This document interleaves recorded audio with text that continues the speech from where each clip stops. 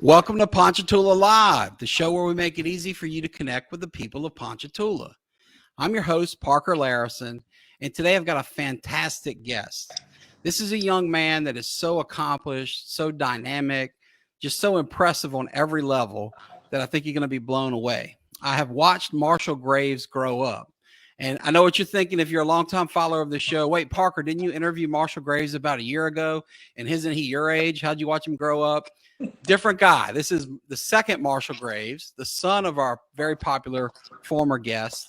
And this is the Marshall Graves that played basketball at LSU, where he won an SEC championship, but he's so much more than an athlete. So with no further ado, I bring to you Marshall Graves. Marshall, welcome to the show.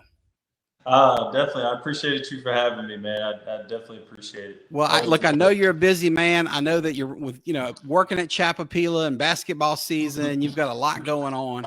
So the fact that you drove through the rain to see us here today makes me very appreciative, and I want to thank you for that. To our viewers, know that if you're watching live and you have questions for Marshall or comments and just want to offer some encouragement, whatever, you have the ability to do that. So feel free to comment below here on Facebook, and we'll do our best to incorporate your comments into the show. And with that being said, why don't we kick things off, Marshall, with you just telling us a little bit about yourself and your background. Gotcha. So as you mentioned already, I'm Marshall Jordan Graves.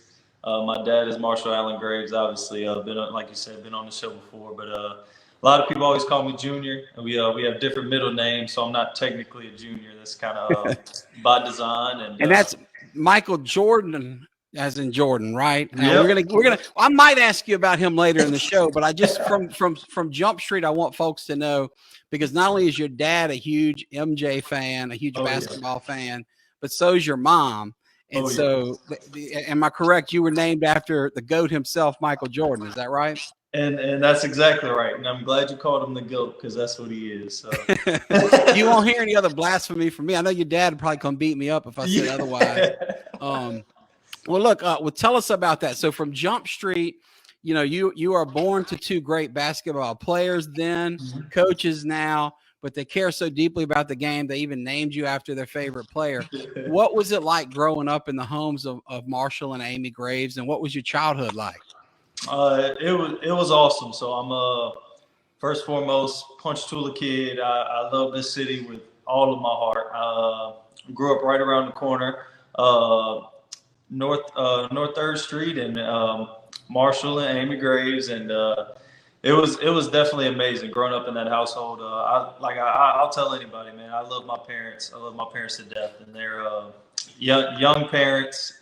We had a lot of fun together, and they're always involved, more than just raising athletes. Because I am one of three, so there's me. I'm the oldest. Right. And you would think, as a former LSU Tiger and SEC champion, it would be easily to say, hey, you're the man in the family, but you might be second fiddle. I mean, this is the Daily Star last week. That's your 10th grade brother jamming on the front page. So, and of course, your sister helped Auburn beat number 4 ranked Tennessee last week, right? Absolutely. So yeah, you come from a family of champions and players. I'm sorry, folks. Here we've got the other number 12 in our life, Luke. Is need me to open his pumpkin seeds. So Marshall, I thank you for your patience with that. But you're telling us your parents are young and active. And I know, watching them coach you as a kid, watching y'all run all around town to the tennis courts and whatnot. Yeah. I mean, you guys were always out and about. I mean, tell us about what y'all were into.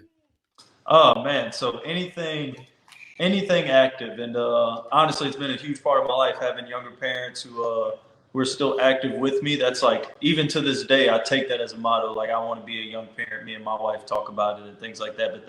But anything that you could do activity wise or training wise. I remember up and down the street over and over again, my dad making me have my right hand behind my back, and I'm just bouncing a basketball with my left hand up and down the street for, hours and hours and hours. So we'd go on family runs, family bike rides through town, of course. And it's just always, we're always into something. We're always moving. We rarely sit still, and that's definitely true even to this day. Like my mom's actually headed to Auburn right now to go see Amora. So we're cool. Always moving. Well, and you come from very athletic families on both sides. Luke, who you just saw, plays for your dad. Your dad is the head coach of our little basketball team, and he's doing a great job. And I know all of these little 5 and 6 year olds are just blown away because their 40-year-old coach can still slam dunk. We showed them a photo of it the other day, and they're like, "No way, that's you know." And so he even picks them up and lets them slam on the 8-foot goal, while he's holding them. But your mom, who's a superwoman in her own regards. I mean, she was a beast of a basketball player. I was in your Aunt Katie's class coming up. So your mom and my brother Louie were, I think, 1 year apart. But we all got started on the St. Joe basketball courts. I was watching from the bench mainly while they won championships. But your Aunt Katie was, I think, Miss Fitness Universe. Yes. Your mom was a heck of a player. So, you're kind of double barreled genetically getting this from both sides. Your uncle, your uncles were all great players. Your other aunt was a Golden Girl. Lots of athletes on both sides. So the fact that y'all were so active is probably no surprise to anybody that knows you well. But I know that your family prides itself on being much more than just athletes, because while your mom was a great ball player and a great coach, she got a master's degree. She was a top ranked student, as was her big sister who was in my class. And you guys were all honor students yourself. So tell us about how that balance happened. You talk about dad's got you dribbling one hand behind your back. Coach Marshall's coaching from day one.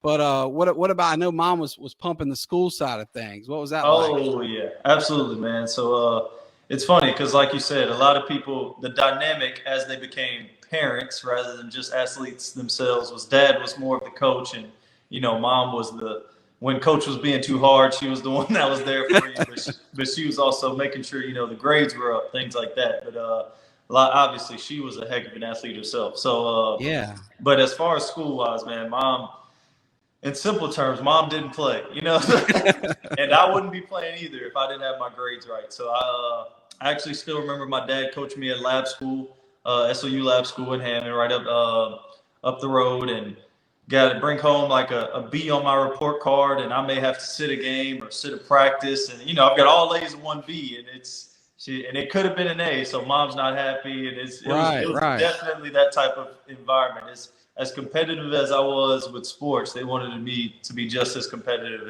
in school for sure.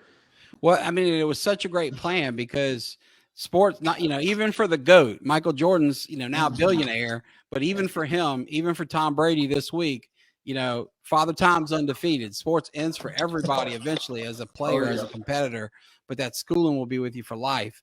Speaking of great educators, we've got Marshall Trey Muse commenting here, another great Marshall in the community. Trey, thanks for tuning in. Good to hear from you.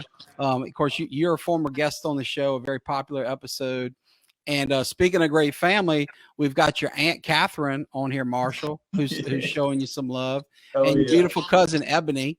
Yes. Ebony, good to see you. Catherine, both of you. Thank y'all for tuning in. If anybody else is watching live, feel free to comment. As you can see here, we have the ability to share it on the screen. We're here with Marshall Graves of the Hammond Area Recreation District, Chapapila Sports Park, formerly the LSU Tigers. He's an SEC champion. He's a state basketball champion, and much, much more. And he's telling us about what it was like growing up in the Graves household. Now, one of the things I always admired about your family, obviously foundation in faith, and we're going to get to that. We talked about it extensively with your dad, and I'd love to ask you about that because I know how important it is to you. But I always think of you guys as faith and hard work, but there's a lot of fun too, right? I mean, you got that Uter side of you, and you guys like to go to the best beaches in the world and take all these great vacations. So what was that like in your childhood? Because I happen to know, being friends with your parents, that you guys went and saw some of the most beautiful places in the world. Oh, absolutely. Traveling is something that's been a huge part of my life.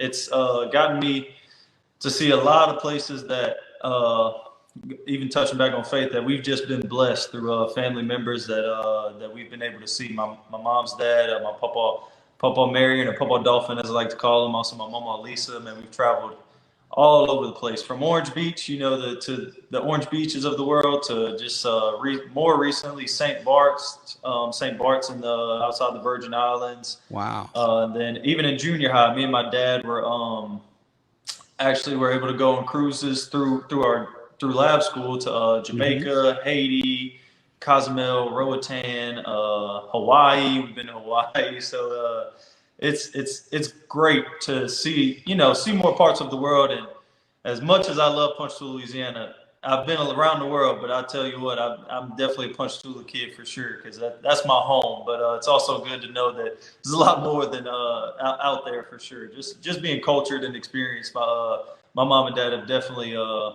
through a lot of my family members, not even just them. Just we've been blessed to definitely have those experiences. Well, it warms my heart to hear you say that because Ponchatoula is a special place, as you well know. Absolutely. But we've really, unfortunately, because we're so small and economic opportunities are so limited here, we've really lost so much of our best and brightest over the year through, something I might call brain drain. For example, my little brother, Louis, who's probably the most talented in our family, certainly was the best basketball player, at least since dad. But, he's down in Houston because they offer opportunity we just don't have here. And so I was really excited to see you come home after such a storied career at LSU and elsewhere, because we need some of our best and brightest to return here and raise the next generation. And you're doing that. And I thank you for that.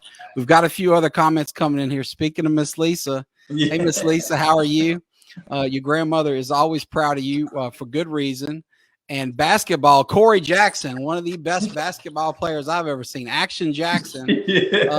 I was blessed to coach him back in the day, about 20 years ago when he was coming up through the Ponchatoula youth basketball. And I tell you what, he sure made us coaches look a lot better than we were. Because that guy, he's got skills and just a great guy to boot. He and my little brother played together. Wonderful person. And Natalie Downey Davis here says that Marshall's not only a great athlete, but a very well-rounded young man. And she goes on to talk about your values and how you always stood tall for your friends and protected your friends from kindergarten on. So I really admire that about you because, I got my son who you saw a little while ago here, and he's just a wonderful kid and special. But he is not the point guard, tallest kid in the class. He's probably not going to be the bruiser enforcer like his Uncle Bree. So he'll probably need a Marshall Graves to stick up for him, once or twice. So Natalie, thank you for sharing that. Love Miss we were talking about traveling, and I know you mentioned going to all these places. Eventually, you're gonna one of these trips is going to help you cross paths with the Michael Jordan, and we're going to get to that story later. But before we do, let's talk about the early years for you in basketball and specifically youth sports, because I know now you're in a position where you're actually running youth sports programs and helping kids in Hammond. And we're going to ask you about Chapapila later and talk about your career. But my first glimpse of you, in addition to just, being Amy and Marshall's kid, was on those courts, the old school, back then it was community center. Pard wasn't even up and running. Yeah. But you sliced and diced several of my teams. I think Corey was older than you, so you didn't take Action Jackson to school, but you certainly smoked some of my other teams with your either dad or mom at the helm coaching you.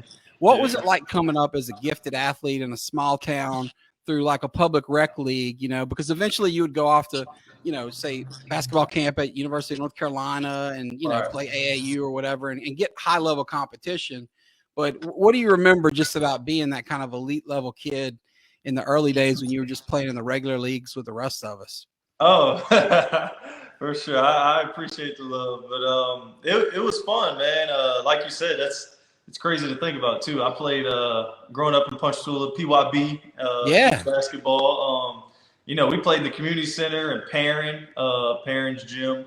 I forgot about that. Yeah, that's a funky little gym. That's old school. The park wasn't even used at that time, so it was that's bringing back memories right there. But it was definitely it was awesome. I know growing up, I got to play with a lot of my cousins.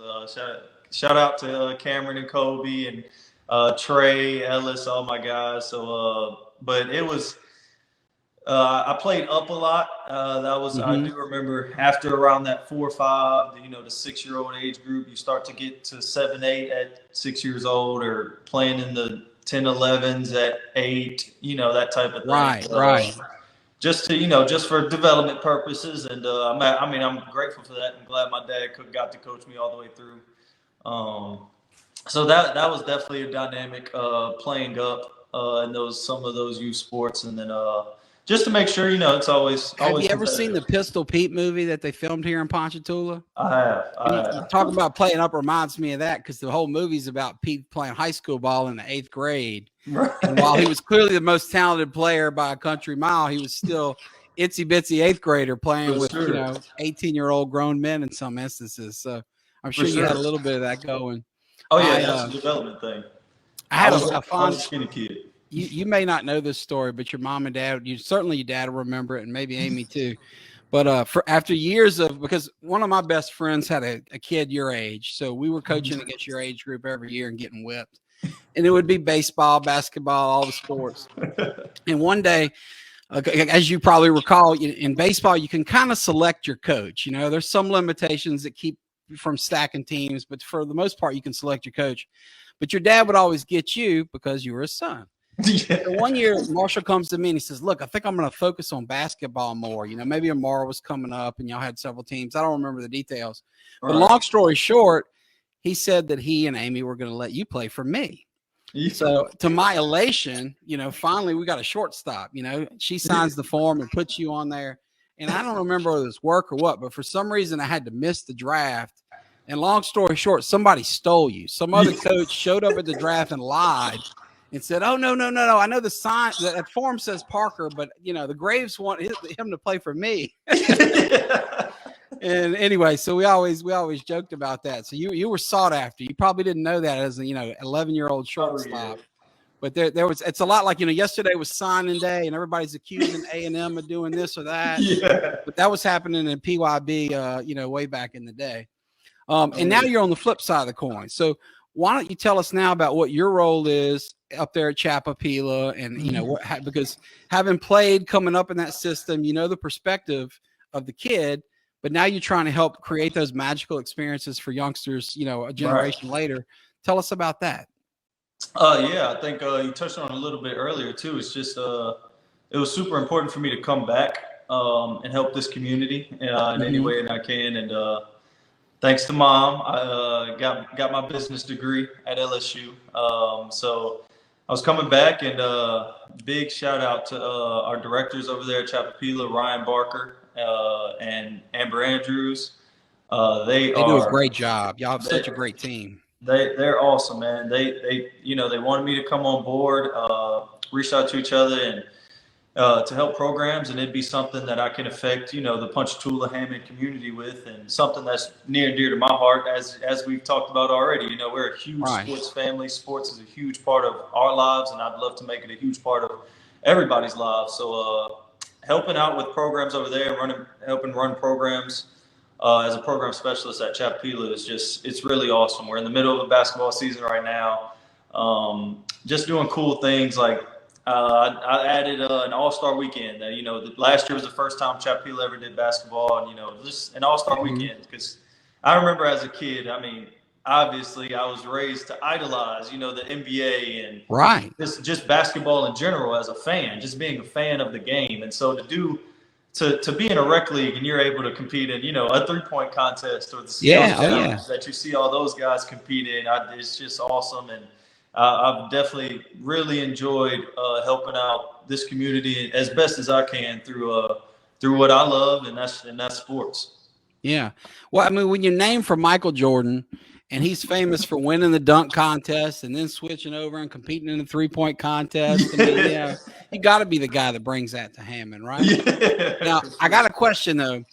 And one of the things I always admired about HARD, which is the Hammond Area Recreation District, and PARD, the Ponchatoula Area Recreation District, is that they seem to really complement each another. You guys don't seem like vicious competitors that are out there talking trash about, play here, not there. Right. From day one, because PARD was here first, but several of the founding fathers of the Hammond Area District, in addition to Ryan Barker, like folks like Jason Hood, who was really kind of the grandfather of the whole program, they were always collaborative with Ponchatoula. So I admire that. But I would imagine you got a little friendly rivalry in the house, because I just want to know how it went over whenever we came and cherry-picked the premier youth basketball coach of the whole area, Marshall Graves the first. down here to coach the Layrisson law team in the PARD. How did that go over at home? Did you give him a hard time when you realized he was coaching in the other district? Oh yeah, I definitely messed with him about it, and it's just one of those things that we're gonna have to bring you over to our side for sure. Working on both of y'all slowly. So yeah, that's it. He's a sleeper cell agent. He's down here to recruit us up there. Now I see you playing the long game. Yeah. Very smart. Well, speaking of great sports dads, and another former guest of the show, Kevin Rayford, he and his wife Karen comment here that you're one of the best around, no question. You come from a great family, so it's no surprise. Kevin, like you, is a great community leader, keen on community service, and big time into sports. He introduced me to the term that I know the Grays family probably understands of sports divorced. With his boys, he told me during season he and his wife hardly ever see each other. One will be playing soccer in Baton Rouge while the other's playing basketball in Ponchatoula or Hammond, and they can go days or even weeks at a time where it seems like they don't see each other. So Karen, Kevin, thank y'all for chiming in. Oh, hey, buddy, thank you. Looks like little guy finished off his pumpkin seeds, so it loops back. We're here with Marshall Graves. We're talking basketball, and we're talking about the youth sports league. So let's talk about the next chapter in your life after you graduate from that PYB level, and you go off, and it's going to culminate in, spoiler alert, state championships. Tell us about what was the high school basketball experience for you, and feel free before you get there to talk about the camps you went to when you were a kid. But when you elevated from local basketball to more competitive stuff, what was that like? Yeah, absolutely. So coming out of lab school, I started my freshman year at Hammond High School.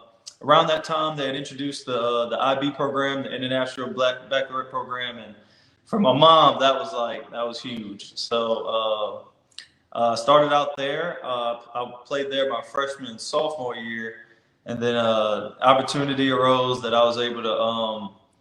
I was transferred to University High School, which is a LSU laboratory school, for my junior and senior year, and I was blessed to win 2 state championships at University High School. Some of my friends to this day. You guys went back to back. That's awesome. Yeah. So some of my friends to this day, obviously, are still. I met at U-High Skylar Mays.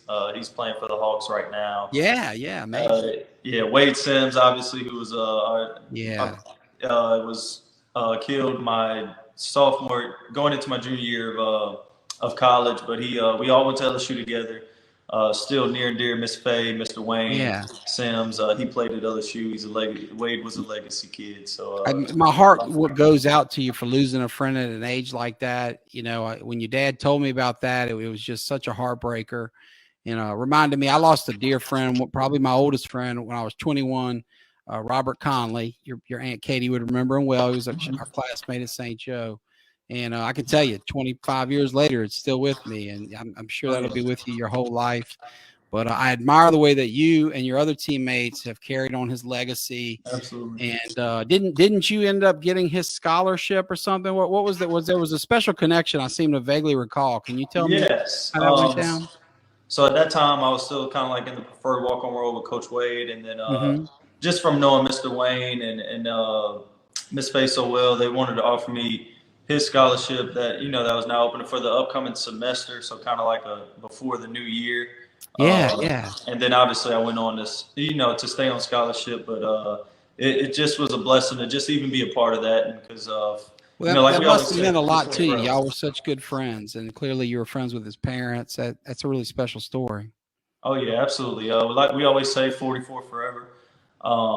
Me and Skylar, like I said, they were at U-High for 4 years together. I was there too with them, and then we all go to LSU together. So obviously, and you know how playing sports is. You see your teammates more than your family, especially once you get to that level. So it was truly a blessing just to be a part of that, and just to in whatever way we can to carry on his legacy for sure. Well, what's it like knowing somebody who's doing so well in the NBA? I mean, that's got to be cool. Do you still stay in touch with Skylar? What's that like? Oh, absolutely. Yeah. Definitely still stay in touch with Skylar. He's another awesome guy. Comes from a great family, academics. He could be a doctor if he wanted to be. So we always gelled real well since U High days. But that's also Hey, maybe he will be. Dr. yeah, Shaquille O'Neal started out as a yeah, basketball player at LSU, just like you guys, and look where he for is now. sure. For sure, absolutely, man, and that's another thing of playing in the SEC. That just comes with it. A lot of those guys, they go on and do great things. Jamal Waters, Nas Reed, Emmett Williams. There's tons I'm forgetting, but the teammates. Like I said, teammates become family, and it's always good to see those guys up pursuing their dream and doing good for themselves. Well, speaking of those, that band of brothers and doing great things in the SEC, I mean, you guys had a Sweet 16 run. You had an SEC championship. Tell us about that team. I mean, how did it come together? What was it like?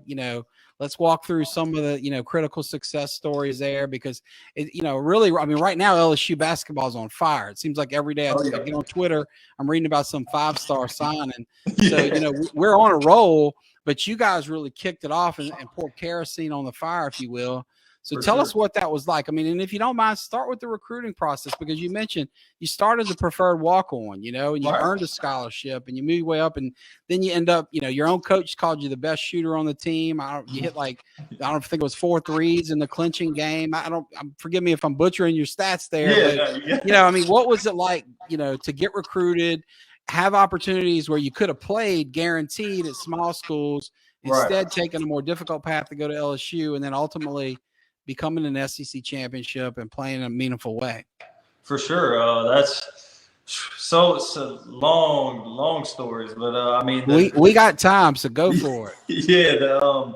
So coming out of high school at U High, another person that was on that team was John Jones, which was at that time he was the LSU coach, Johnny Jones. His son. He's at Texas Southern now, right? Correct. Yeah, yep, great coach. Okay.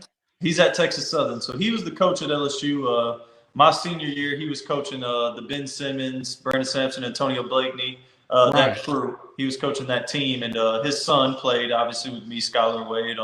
We were all in the at U High together, so he'd come to our games, obviously see his son play and Skylar play, all those guys, and he really having other schools, Southeastern, Nichols, Northwestern, a couple out of state mid majors, things like that. But he said, "I'd love to have you at LSU if as a preferred walk on."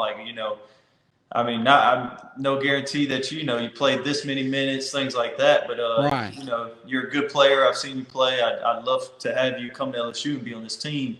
And so how does the basketball scholarship count work? Because I think we're all more familiar probably with football, and there's a ton of scholarships available there. Basketball's more limited, right? How many does each team get? How does that work? Usually have around 13. Okay, yeah, wow. So not that many. Okay. Yeah, for sure, and especially in a school like LSU where there's not multiple schools in the state that are Power 5. Right. It's the only Power 5 conference school in the state. So yeah, so if you have the 20 best kids in the state, it's not like 10 are going to Bama and 10 are going to Auburn. Right. It's just one LSU here, and then there's a giant gap before you hit the other schools. For sure, and I always tell people basketball is probably one of the hardest sports to make it in, but it's because there's such limited roster spots. There's not as much of an opportunity for people to take chances on kids when they only have 13, and especially a school like LSU where it's not just Louisiana. Obviously, you're competing with. It's Texas, California, New York. I've had players from overseas. Have played with multiple players from Australia, just all types of places in the world. So having that opportunity, and just with him even wanting me to come to that team, and thought I brought value, in any type of way. So I took a chance on myself. Decided to turn down going. And that had to be quite an honor, because Coach Jones saw so much of you. It's not like you just, you got to show him your highlight reel, or he came to watch one good game and you played lights out. He was watching you every game, probably some practices too. I mean, he had to know your game inside and out. So that's quite an honor that he had interest in you. For sure, and I'm still, obviously grateful to this day. I love Coach Jones. I love his family. He's a great man. Raises a great family. So that, I mean, he's the reason he started it. So he was the reason I was there. So I actually did play a good bit in a lot of games my freshman year. So just having that opportunity, always staying ready, and it was definitely a fun time. So that was kind of how I started. That's how I got to LSU.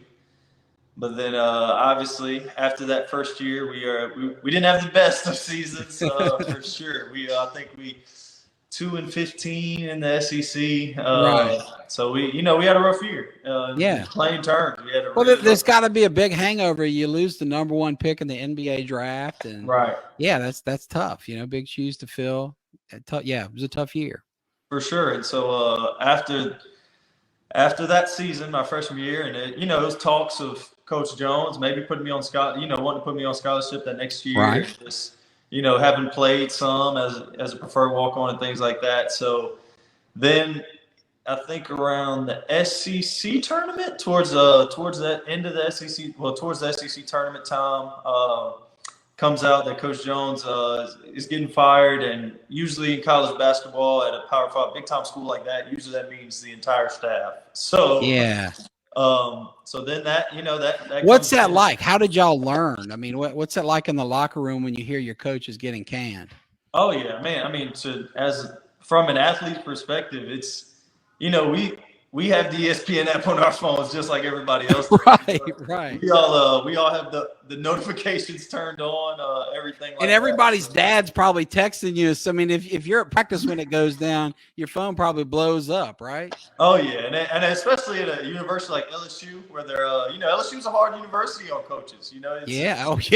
They demand a winning culture, and we're not mad at it. So. Just go ask Coach O. I mean, to settle on his national championship. Yeah, you're right. For sure. So you always kind of when you were having the SEC season we were having, which was frankly not great. There's buzz, and people text you about that, like, oh, what are they doing? You think he's gonna make it another year? And that was part of playing during that time. That it was a crazy time to be playing at, because game to game that you may not see the guys next to you next year. You may not see the coaches that are next to you next year. So and SEC tournament, there was reports from all the major media outlets. So you get asked in interviews or something like that, like, what do you think the future of this team looks like? There's been a lot of chatter about the coaching staff changing next year. So it's definitely an interesting dynamic when you're playing kind of through that situation. I bet. How long did it take for the transition to go down? When did you learn that Coach Wade was coming aboard? And I'm sure there was uncertainty about your role because, as you mentioned, you weren't yet on scholarship. What was that experience like? Yeah, so that was you making me think back now. That's so going into my sophomore year, we Coach Jones is obviously fired, and pretty much the whole coaching staff, like even from the video coordinator to everybody. I mean, there was not one person left. And so I'd say it didn't take long, though. I remember Joe Oliva, the athletic director at that time, he come in and, we all had a little meeting after the season. He's come in talking to us and said, I know there's been some changes. Just want to let you guys know that we are going through certain candidates. We're going to make sure we find the best positions to represent LSU. We're a big time school. We expect a big time coach. Just kind of giving us the spiel. So at that time we didn't. We're like I said, man. We have the ESPN app too, so we're reading reports of this guy may be coming and this. Yeah. So it was definitely interesting. Then come to find out, Coach Wade out of VCU, takes the job, and we kind of honestly hear about it through ESPN and those type of outlets first. And Coach Wade, he, like he always says, he brings his army, and he brought an entire coaching staff. General Wade, right? Yeah, absolutely. He brings his entire coaching staff with him, and that's A-Dub, Alex Warden was our video coordinator coming in, and Coach Golden, oh my gosh, Greg Golden, our strength and conditioning coach. There are so many stories with that guy. I will be nothing can scare me in life after dealing with Coach Golden for sure, and the strength and conditioning that he put us through. But so he brings him with those guys. Clearly, it worked. You guys went from 2-15 to SEC champs. So. Absolutely, man. And to this day, man, I tell everybody, man, Coach, I have the utmost respect for Coach Wade and everything he's done for the university. Genuinely an awesome coach. He's a player's coach. As hard as he is, he's still a player's coach. And so he comes in, and not long after we find out, they're hiring Coach Wade, he's on, he flies out, he's on campus. And having known him for 3 years now and developing the relationship we have now, it's no surprise that he's there like 2 days after he's hired, or whatever the timeline was, because he's all about getting to work. So he comes in, and actually, a little inside information. I remember the first time we met Coach Wade. So he comes in. He has a team meeting with us, and we're in our film room at the time, and we're all sitting in the chairs. And he walks in, and he looks, and he says, "This is part of the problem, guys. This is part of the problem why y'all are a losing basketball team." And he's telling us things like, "None of you guys have LSU gear on." I do remember that day. I had my LSU basketball shirt on, and I had my some LSU basketball Nike gear that they give us. They give us a ton of gear. Nike's really good with that. Great school sponsor. Which is going to come in handy later for the Jordan story, because I think you're going to be appropriately dressed at that time. Yeah, for sure. So he actually comes in, and Coach Wade's big. Like, I remember us looking up videos on Coach Wade, because we're like, man, who's this guy, coach from VCU, a mid-major school, Yeah. You hear, then you look up interviews, and it's like he doesn't let a player get on the plane to go to an away game because he didn't have the team uniform that was issued on that he wanted him to wear. Hardcore. So he's a culture changer. And I remember him saying, like, you guys don't have LSU gear on. You're supposed to be. This is a blessing to play at the school, and we want you guys to represent this university. You're athletes at LSU. You're LSU basketball. So it was kind of one. There was no more warming up in a Strawberry Festival T-shirt. You had to get straight. Oh yeah, for sure. I mean, no more of my just walking in with sweats and any type of hoodie on, and that's how he was. So we are wearing slides, stuff like that. And he comes in, and he puts us through one of I can say that for sure, the hardest summer of my life, no doubt. And actually, me and Skylar Mays, we talk about it to this day, because from that freshman year team to my sophomore year, there was about four or five people that stayed. Everyone else was either kicked off the team or kind of transferred out. Wow. Encouraged to move on to other places. Me, Skylar, and Wade were three of those people. I believe Duop Reith from my freshman year. Love Duop. Big man out of Australia by way of South Sudan. So he was there my freshman year. And then maybe one other guy. But it's a lot of people were, like I said, Coach Wade doesn't do. He's a hard up coach, and he's a culture coach, which is awesome.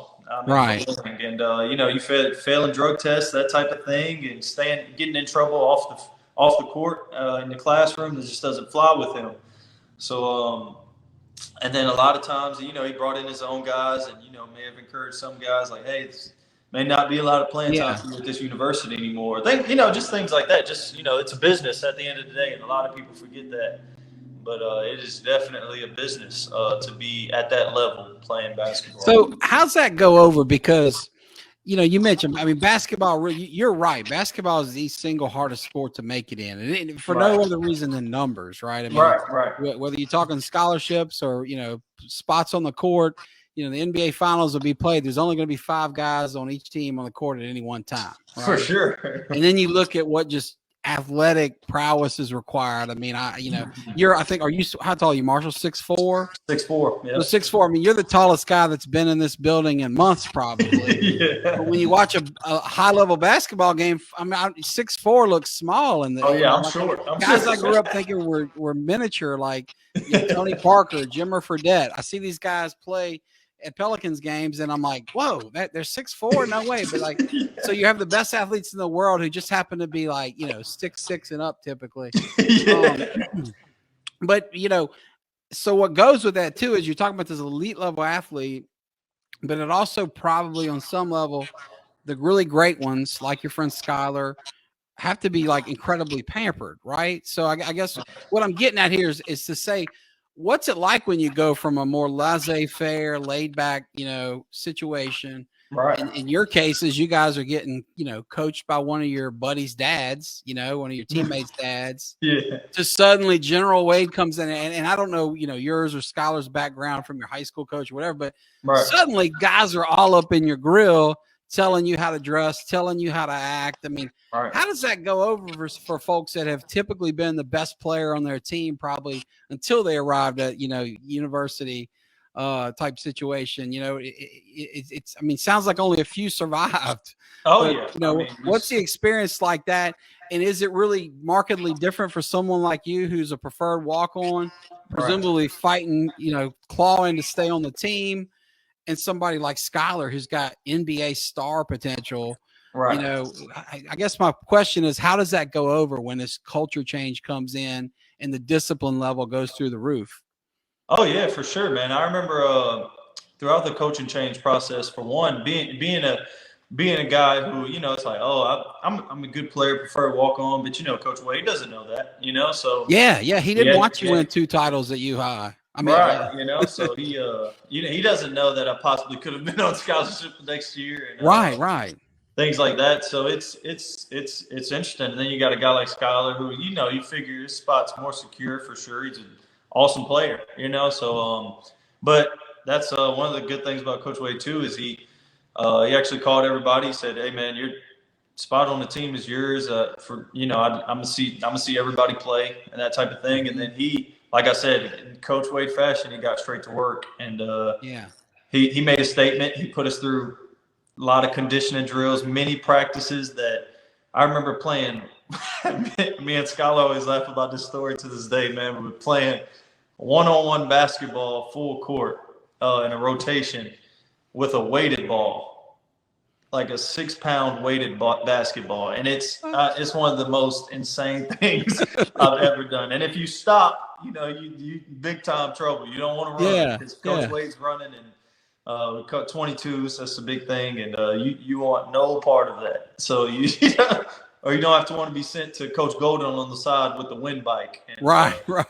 It is insane. So I remember doing things like that, and eventually you start seeing guys who are used to getting away with, man, I'm tired, I can't go no more, and all of a sudden that's not acceptable anymore. You start to see, Coach Wade weeds all that stuff out for sure. So, he having played, it was awesome, and he saw my potential and saw the people who stayed and work ethic more than anything. So, well, speaking about that Coach Wade influence, I see I'm pulled up here on the screen a photo that you probably recognize.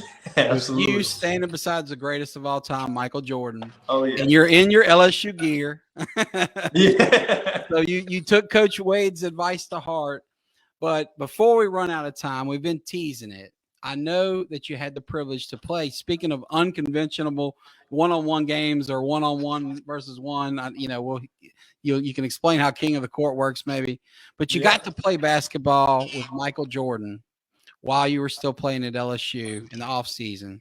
Right. Tell us about that. Set the stage. You're down. I can see those palm trees in the background, so I know you're on one of those famous Uter family vacations. But, tell us where you were and how this happened, and then we can get into playing basketball with Michael Jordan.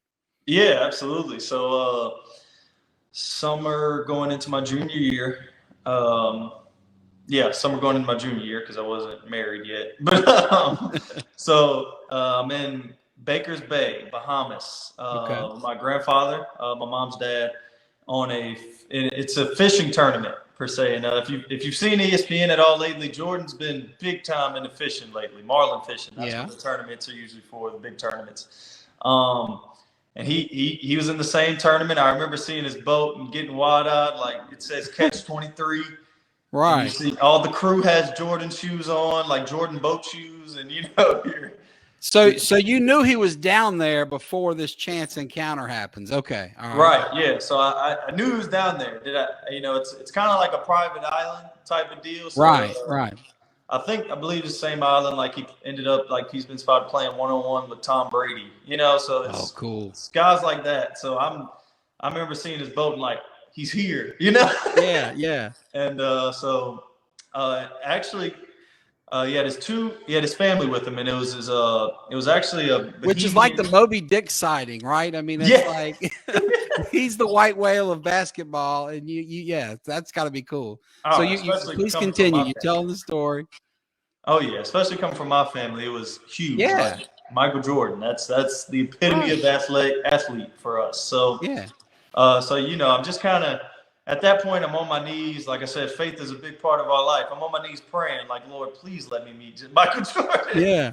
So then I go to the basketball courts because on the island, they're not used too much. The people that are usually there ain't too worried about playing basketball. But sure. Much more comfortable on the golf course. But so I've known your grandfather like 40 years. I never saw him hooping it up with Uncle Colin and Uncle Paul in the backyard. So yeah.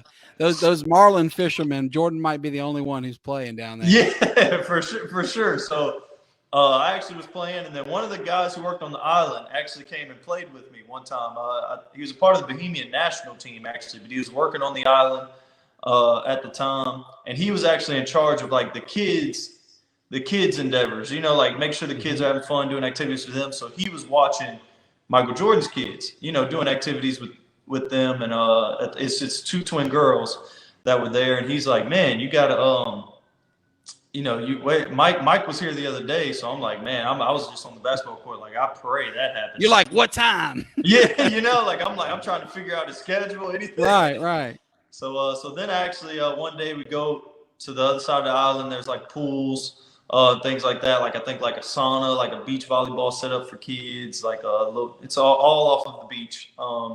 So I'm at the pool and I look and, come strolling up with the cigar in his mouth, and it's Michael Jordan, and cool. So he's rolling cigar like it's Last Dance style. For sure. Is he rolling up on a golf cart? Is he just out sauntering about, or how's it go down? So he's with his family, and he's at one of the chairs. His daughter's playing with the guy that I met, the national team guy, and he's just in the chair sitting back with that cigar in his mouth. Cool. And I go up to him, and because I'm like, man, this is while I got my nerves together, then I went up to him. I'll say that.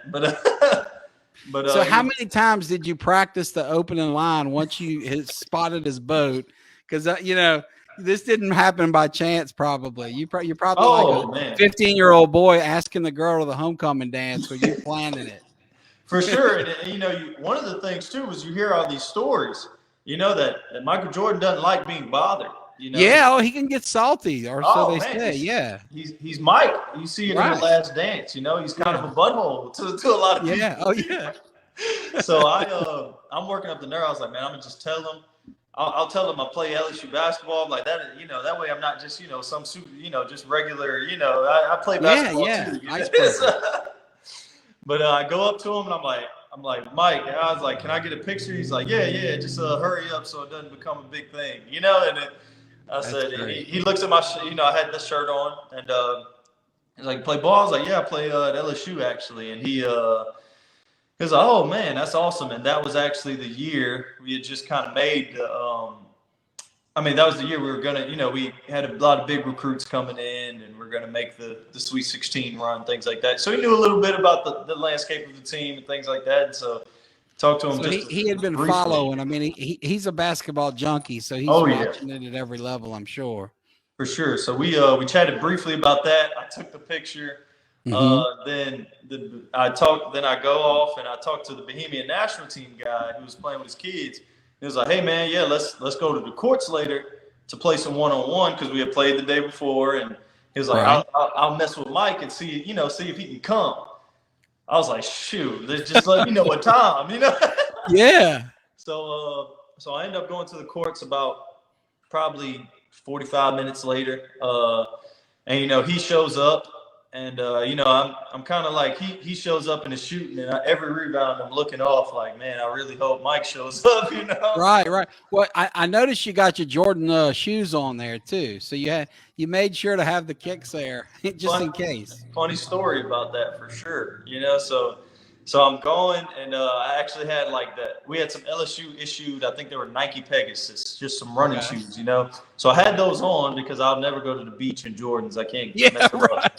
I can't mess my Jordans up. So then I have those on while I'm shooting, and I'm like, oh my gosh, I can't play Michael Jordan in these, So I sprint back to the boat, thinking, he could be here at any time. So I sprint back to the boat. Sprint back with my Jordan shoes on. I lace them up. I put them on.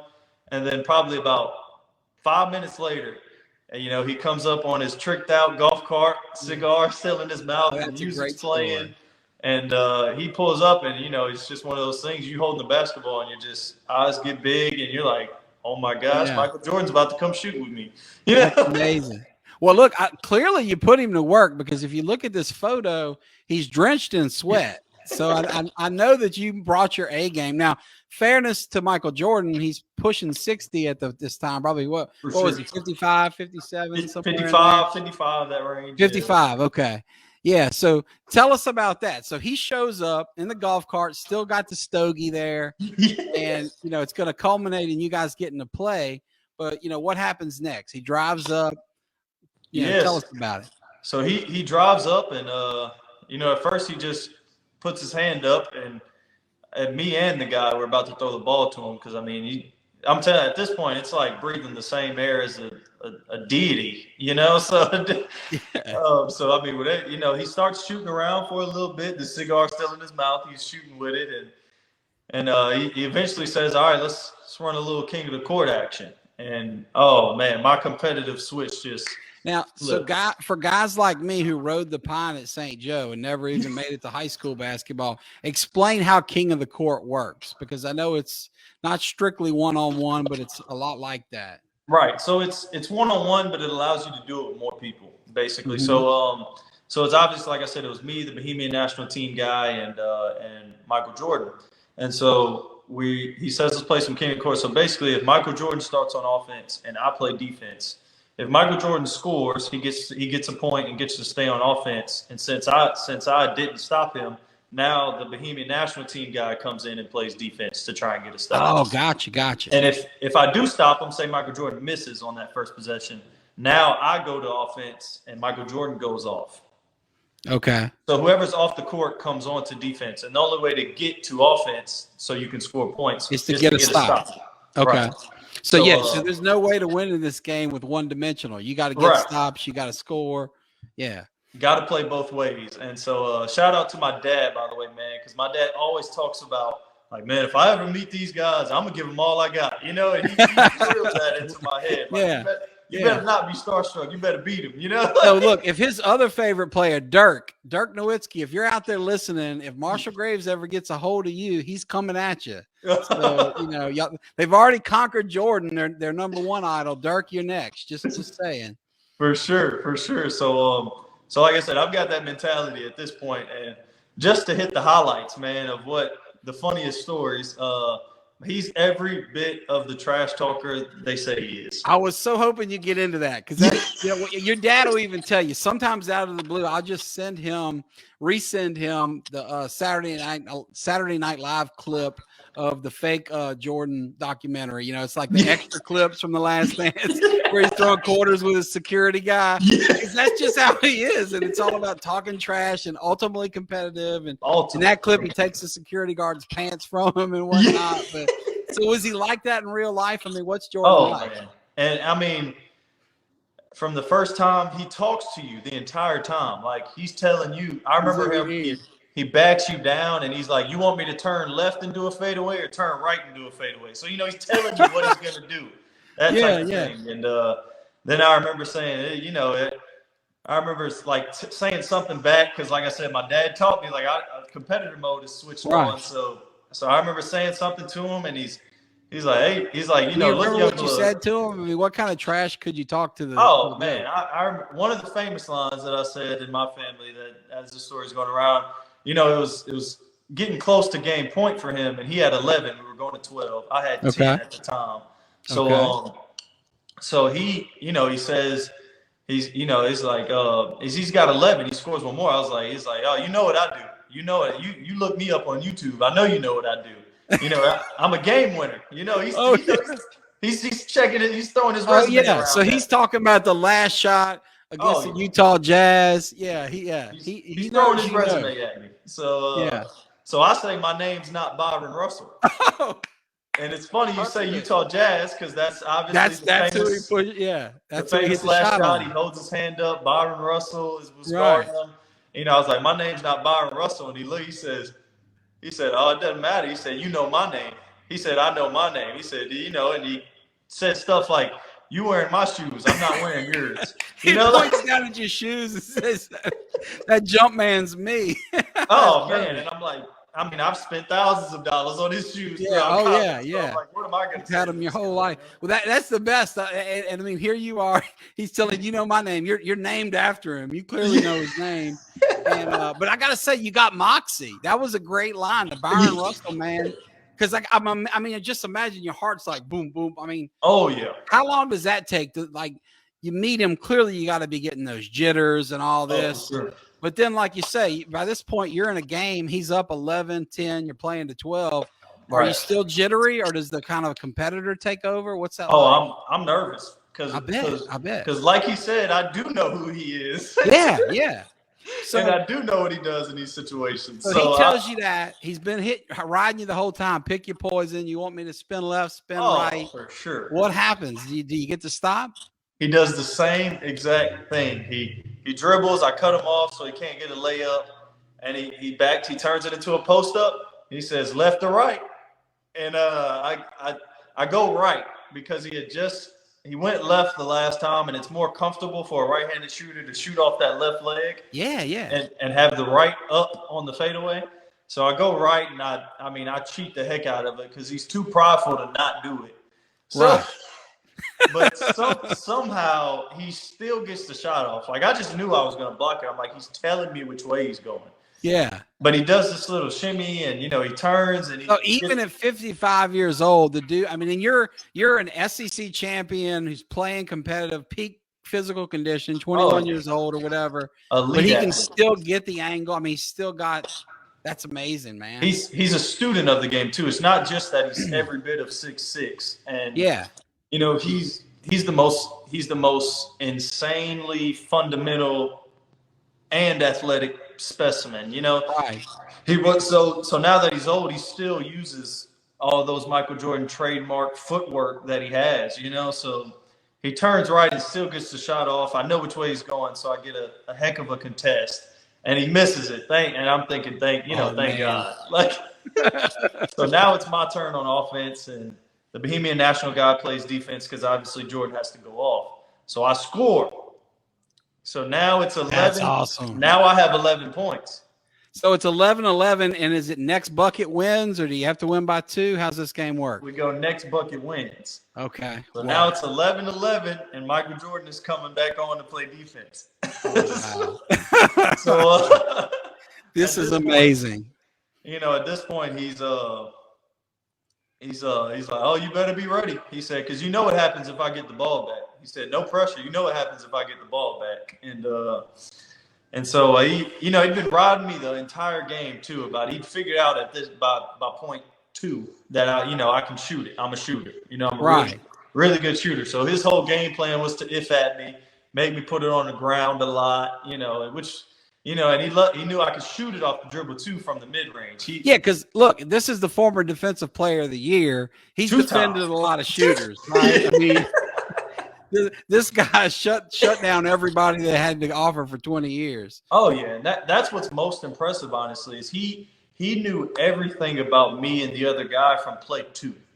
That's amazing. He's a freak mentally. Yeah. That's what most people forget, and people talk about that a lot with LeBron. I think people, rightly so, give him credit for being a basketball genius. Yeah, for sure. But you're right, Jordan. Same thing. It's just they talked about it less. Everybody was talking about Air Jordan because he could jump from the free throw line. Yeah, he was equally a genius of the game. Yeah, right. He was so great at other things. You forget that he was one of the best students of the game. So right. he was saying stuff that, like, so for example, like going left, he said, "You're gonna get to this elbow," and I'm like, how do you know where I'm trying to get to at this point in time? But he just knows. He's been playing too long. He's mastered the game at this point. So, and a couple plays in, I love the mid-range fadeaway if I'm putting it on the ground. And he's like, I can tell you watch me a lot,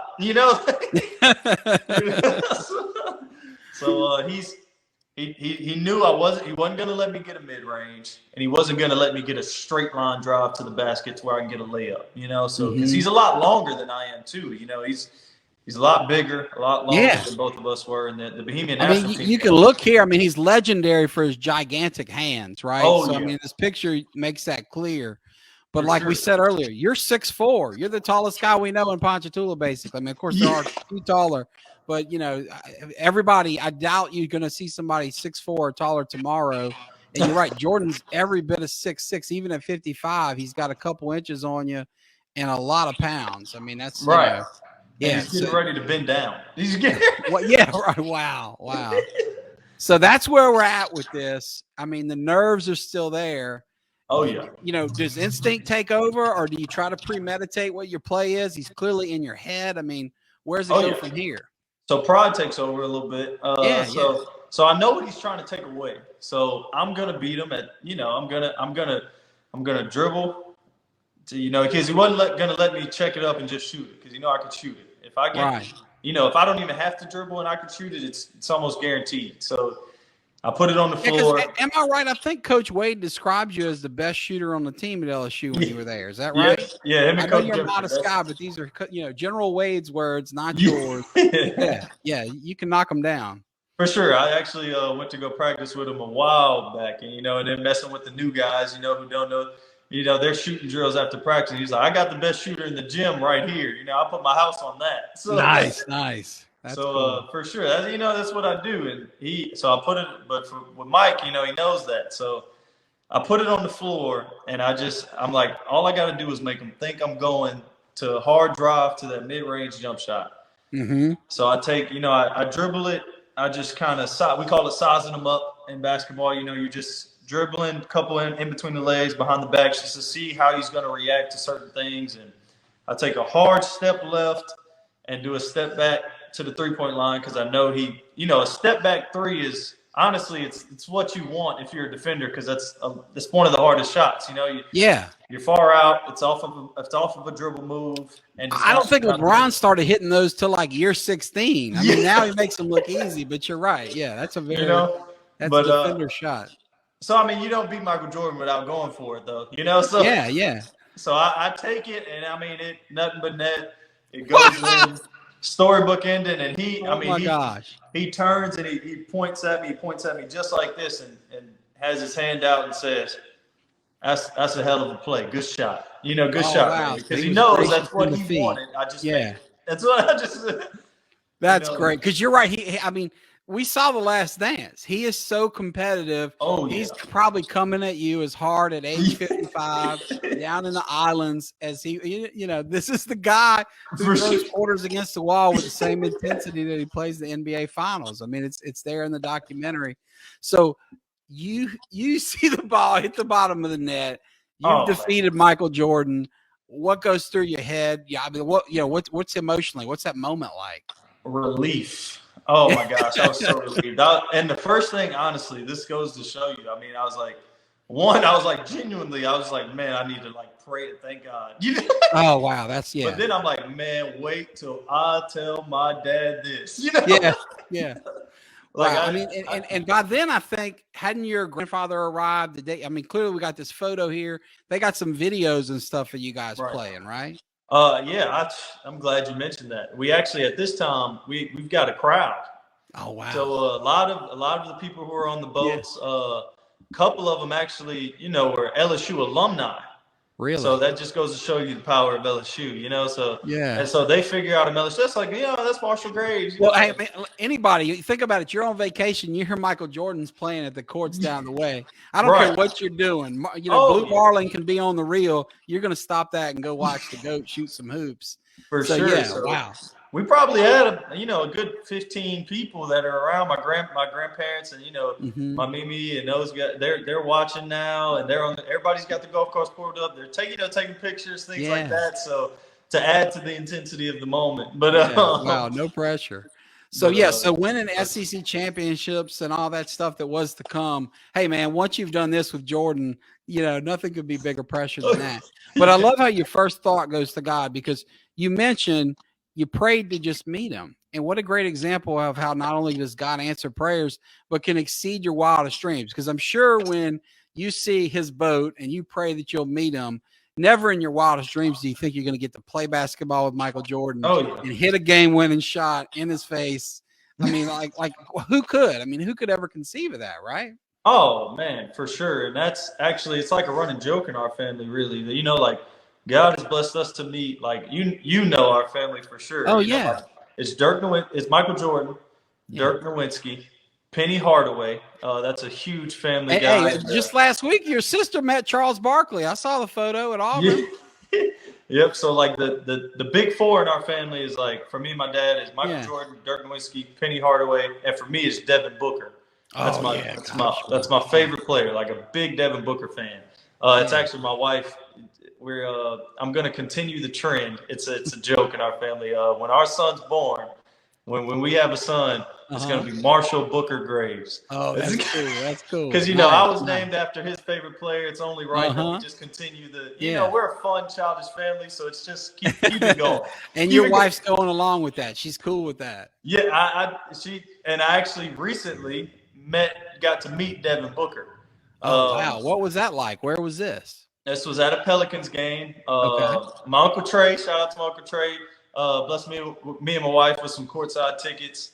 And to the Suns Pelicans game, that was this January, I think January 5th. So me and my wife go, and she ran track at LSU. My wife's an LSU athlete. And so Corey. And you guys actually got married when y'all were still competing, right? Yep. Okay. We got married when we were still competing, and so we're at the Suns game, and Corey Vincent, who was a manager at LSU, his dad is an assistant coach with the Pelicans. He actually has a player development role with the Suns. So I talked to him before the game, and Elfrid Payton, a couple of those guys who I've met before, seen before. Garrett Temple was with the Pelicans. I have a chat with him at half court, and love Garrett, man, great guy.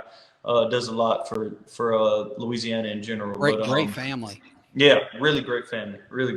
So I know a good some of these guys. So you got some connections there. Yeah. So then after the game, we actually get escorted to the family section, and Devin Booker comes out, and I get to talk to him. I get to take a picture with him. He actually signs. I have a special edition Devin Booker Kobe Bryant shoe. That I wore at LSU actually, and he actually signs the shoes because Devin Booker's also a big Kobe guy. You're smart thinking ahead. You got your Devin Booker shoes at the Devin Booker game. Oh yeah. I was hoping for it. I was praying for it too, for sure. So so I got to meet him, and I was ecstatic. My wife knows. She was like, "You gonna forget about me when Devin Booker comes around that corner." So that's great. But so I've got to meet him recently, and then Penny Hardaway. Obviously, he's the coach at Memphis. I actually got to meet him twice. Yeah, he was such an amazing player in Orlando. Wow. Yeah. That was folks, if you don't know Penny Hardaway, tragically he was injured, so his career wasn't as long as it should have been. Right. Go check out the highlights, and you got to check out the Chris Rock Little Penny commercials. Deep dive on YouTube. It's great stuff. But sure. Tell us about that. Have you been able to meet Penny Hardaway too, or how did that come about? Another important thing, huge Disney fanatic, and so we're playing in the tournament at Walt Disney World. The ESPN Wild World of Sports, LSU's in the tournament, and so is Memphis. So I mean, I get to meet Penny Hardaway and talk to him and tell him how I'm like, man, you're my dad's favorite player. You're my favorite point guard of all time, and I get to take a picture with him and everything, and it's just another way of showing, And obviously, there's plenty of stories of how we met Dirk in Dallas and at a parade and at All-Star Jam session when it was in New Orleans. So, man, God has blessed us to everything that we wouldn't even imagine. He's blessed us to where we've had some awesome experiences with everything that means a lot to us. So Yeah, it's been great for sure. And what's neat, you take nothing for granted, and you give all the praise to God, and Absolutely. you're clearly so grateful for these opportunities. It's not like you've just been spoiled by these experiences and have come to expect it. It's neat to hear that how much you appreciate that. What are some lessons you learned along the way? And I promise we'll get you out here soon, Marshall. I know we're running a little over on time, but having the opportunity to have someone of your caliber in this interview, I would feel like I wasn't doing my viewers a service if I didn't ask you for some advice based on lessons you learned along the way, because you've talked about peaks and valleys. The low point of freshman year at LSU, where you guys were getting your teeth kicked in and losing games and you lost your coach.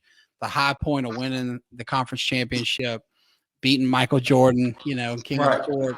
What are some things you learned that you could share with our viewers that you think might help them?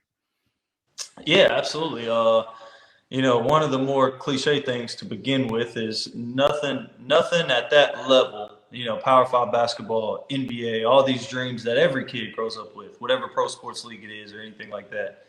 Man, none of that comes without sacrifice and unreal dedication, Right.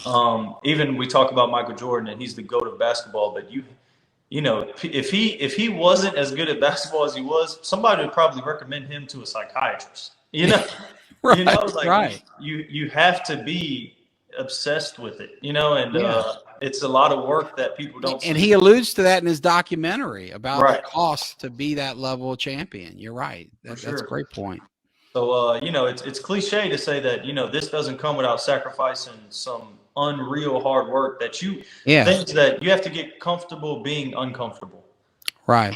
So, that's one of the things for sure. And then, honestly, another thing that has stuck with me to this point actually is something Coach Wade said to me. We're doing our senior night. It's before the senior night game. We're at the hotel.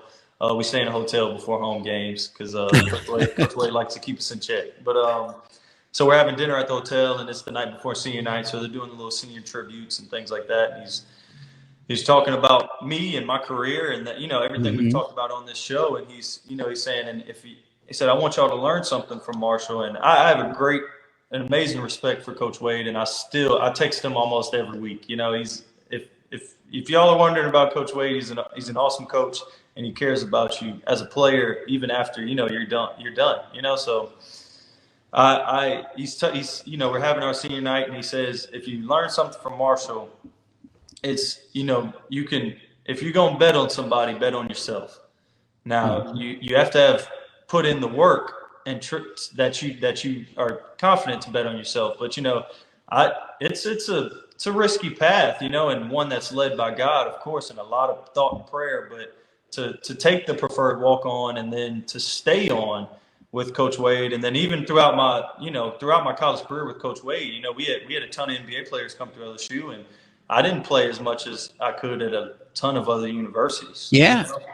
So it was an up and down career for me. I'd go nights where I'm playing 20 minutes, then I may not play at all, then I may play 10. Have a big game in the SEC championship clincher, and then the tournament, NCAA tournament, don't see as much playing time, things like that. So that's a hard dynamic. That's really hard to do. But having bet on myself from that first, and not just betting, he calls it betting on myself. I call it betting on what God has put in me.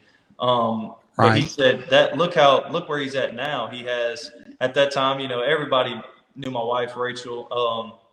He's been blessed to have an awesome career here at LSU. People around the campus, love him.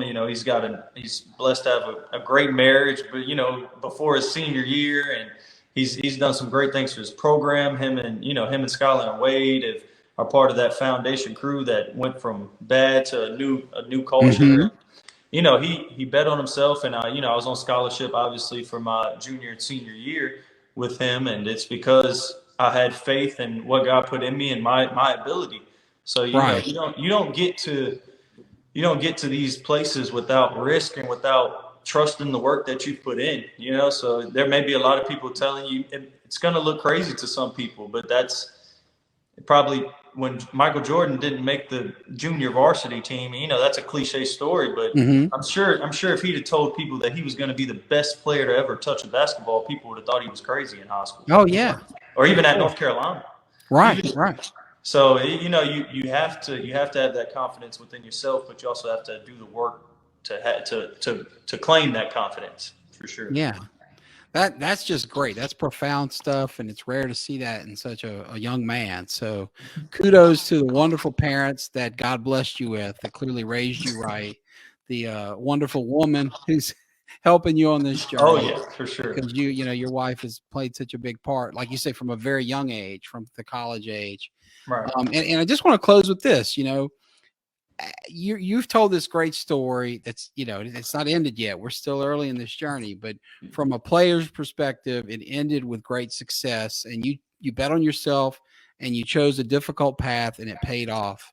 And now we see you've got a little sister who's a freshman at Auburn doing great things. Yeah, they just defeated the Tennessee Volunteers, ranked 4th in the country. Like you, she's playing as a freshman. Right. I can't call him a little brother. He's 6'7". Yeah. Your younger brother is kicking butt for the PHS Green Wave. What's that like to be a big brother, to love your siblings so much, to have this tight, cohesive family like I know you do, and to see them excel, to see your sister become the district MVP and now a college player, your brother on this path, that seems or similar, while maintaining great grades, being great kids, doing things in the community, in their church, etc. I mean, what's it like as the big brother to kind of see this tradition continue that, your parents passed on to you? Absolutely. It's been honestly just a huge blessing, and I how tight knit of a family we are, and that's including my wife, because we always joke. My dad always jokes. My wife is definitely the most accomplished out of all of us for sure. 7-time All-American. Her 4x1 track team has the collegiate record. So amazing. But it's been cool to see, one, the gratitude that my parents get from it. My dad calls it his SEC championships, his state championships. He's in the 2,000 point club at Ponchatoula for girls basketball. Not because he's trying to take credit for our things, but it's because he takes so much pride in our success, and all he wants is for us to just be happy and enjoy our life. And so he's got like a little shrine to our all our athletic accomplishments under our TV in the living room. It's got my wife's baton. It's got, my SEC championship ring. It's got a Moore's 2,000 point ball, her first ticket to the Auburn basketball game. It's got Allen's AU championships. It's, all the pictures, all that type of stuff, man. And it's a blessing to just know that, I have those parents who genuinely just want whatever's best for us. And then as far as my little sister and my brother, it's been awesome to be able to have gotten there, because there's a lot of things you learn being a kid from a small town and going to that level. And we didn't, not having played AAU, things like that, just not having a foot in the door. We didn't know much people in that level. And I've able to, being able while I was at LSU, obviously, and she's in high school, and being able to talk to Coach Nikki when she was there, who recruited Moore, who Moore was actually signed to, at one point in time. Just being able to talk to those guys and be like, hey, my sister's, at Ponchatoula, and she's where she's at because of her own talent, 100%. But, just having a foot in the door, having connections, and being able to introduce my brother and sister into those people, those type of people, those types of conversation, the rooms where those people are at, and then also letting them know, like, hey, this is how this kind of business works within this level of athleticism. You take this route, try and do this year, so just being able to share that with them, because I always say any good big brother, I want them to be even better than I was, and same thing for my future family, my future kids, Yeah. we want them to be better For than Marshall I was. Booker Graves. Yeah, absolutely. Absolutely. So, it's been a blessing to just see them blossom in their own right. I've put them through some nasty training too, because while I was at LSU, that COVID year, I actually made them do our LSU boot camp that Coach Golden. Your dad talked about that. designed. Yeah, it sounded pretty rough on them. Oh yeah, Amora is still off. scarred from that. Amora still has scars from boot camp. She won't even say the word. So that's and Allen as well. So just being able to share those. Because, like I said, Coach Golden gets paid a lot of money to make people physical freaks. That's what to make them specimens. And that's what I'm able to pass on that knowledge, that workout information to my younger brother and sister, and they just kudos to them for being the kids that they are, and for being great athletes in their own right, for taking that, and for following their own path. We're all different, each three of us, and Amore's at Auburn. She's the wrong type of tiger, but that's okay. Right. We can root for them most of the time. We just can't root for her in every game. For sure. So we still get into it with boys basketball. It's always of course. But I want to see her succeed more than anything, man. Yeah. So she's an awesome kid, and she's an awesome player, and she's got a great career to come. And to Allen, who's it's different for him too. We didn't have the exact same pressure as he does. It's different. He's got of course. Yeah. And he's a different kind of player. I mean, your guards, he's a big man, and he can do a lot, but it's a different, he's forging his own path, and it's kind of neat to see. But you've been a great big brother to them. It's been fun for those of us in the community that love your family to see it happen.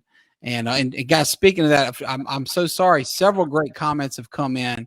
I got so captivated hearing about my hero, Michael Jordan, that I missed out. But Mandy Franks talks about what a great role model you are and the great work you do at Chapapila. Miss Debbie Gildner says you're a great young man with a great family. Miss Debbie, so good to hear from you too. And our buddy Lester Leroy Satoon giving you the thumbs up. Great family. Love the Satoons. Yeah, Mark Verbois, who's now coaching basketball himself at PHS, says that you're a great guy and a true product of an amazing family from, just an awesome family tree. Your friends at Chapapila have chimed in and said, let's go, Marshall. So thank you guys all for tuning in. Marshall, my apologies for keeping you here longer than expected, but you're so intriguing. Before we close, my final question, is there anything else that you'd like to share with our guests? Anything else on your mind, on your heart, just anything at all you'd like to share? Thank you. I'd end it with a conclusion to this area in general.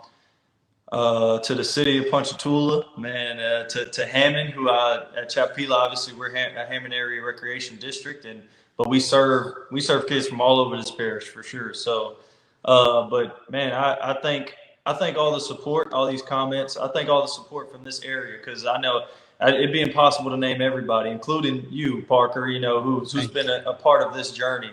Man, I love this city with all my heart. Even having had certain overseas offers and professional offers, things like that, coming out of college, I knew I was ready. Me and my wife, we were ready to come back to this area, come back home, and be a part of anything that we can do to help this community. So, and I thank you all for the support. At Chapapila and wherever else, I'm going to continue to work to do the best I can by this community and to help as many kids as I possibly can. So thank Tangipahoa Parish in general, Ponchatoula, Hammond for sure. Most importantly, just for all the support that you've given my family and me as well. Well, thank you for all you do. Thanks for sharing your dad so he could coach the little Ponchatoula team this year. He can teach them much more about basketball than I can. And mostly, thank you. Speaking of great recruiting, you have recruited your wife to Ponchatoula. So you talk about adding some talent to the local talent pool. That's probably the biggest story of the whole thing. We buried the lead.